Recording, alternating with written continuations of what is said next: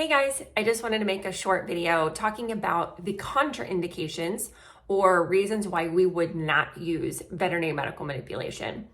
The number one is any site of fracture. So we do not want to manipulate an area that we suspect there could be a fracture. So if a pet has been in a traumatic event and there is a suspicion of fracture and that, the pain is lasting longer than we think it should, the area is hypermobile where it's moving more than it should.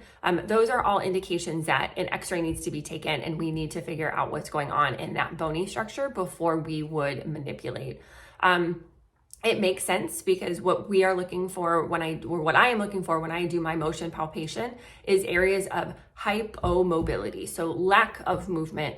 And in a fracture, we're going to have extra movement for sure. So we would not want to do that. We would definitely say go back to your primary veterinarian or go back to the emergency veterinarian and have some x-rays taken. And let's make sure that we get that fixed first before we do anything else.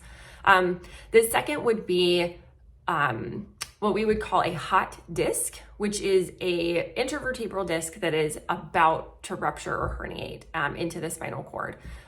Those areas, again, are typically hypermobile, and so we would not want to manipulate an area that has more mobility than it should. We're looking for areas that are hypomobile, that are not moving like they are supposed to, and we would want to avoid those. So those long-backed dogs, the dachshunds, the corgis, the basset hounds, those are the dogs that typically come in with hot discs. And so those would be the guys that typically your veterinarian is going to have already diagnosed them with intervertebral disc disease, IVDD, before they come to us. And then through our motion palpation, we can also typically find where those areas are. But those may be dogs that we require x-rays before they come in to see us, just so that we know what area to avoid or what area to be extremely cautious about. And then the third would be, like I had talked about in a previous video about geriatric dogs. If a geriatric dog has a ton of arthritis in a joint, that joint is going to have less mobility than a normal joint. And it doesn't mean that we cannot do it in that joint. It just means that we have to be very cautious if we are going to adjust that joint, because what we don't want to do is we don't want to make the arthritis worse or more painful, I guess. We're not going to make the arthritis worse, but we don't want to make the arthritis more painful.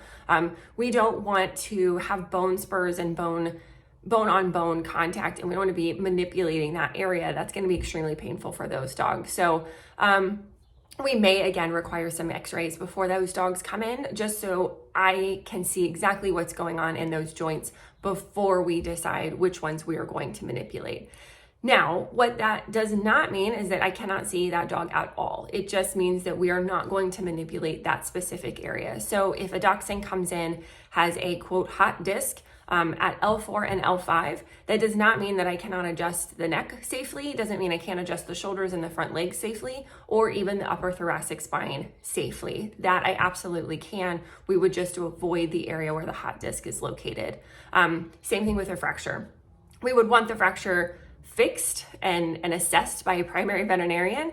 But if we have a fractured back leg, we're going to be offsetting a lot of weight forward onto the front legs. And so we would want to make sure that we keep the front legs as healthy as possible, and also the neck. So we could adjust the neck and the front legs and make sure that those stay healthy. So hopefully that gives you a little bit of peace of mind as to what we cannot treat or what we should not treat, and then what we also can do for those pets that have those illnesses as well.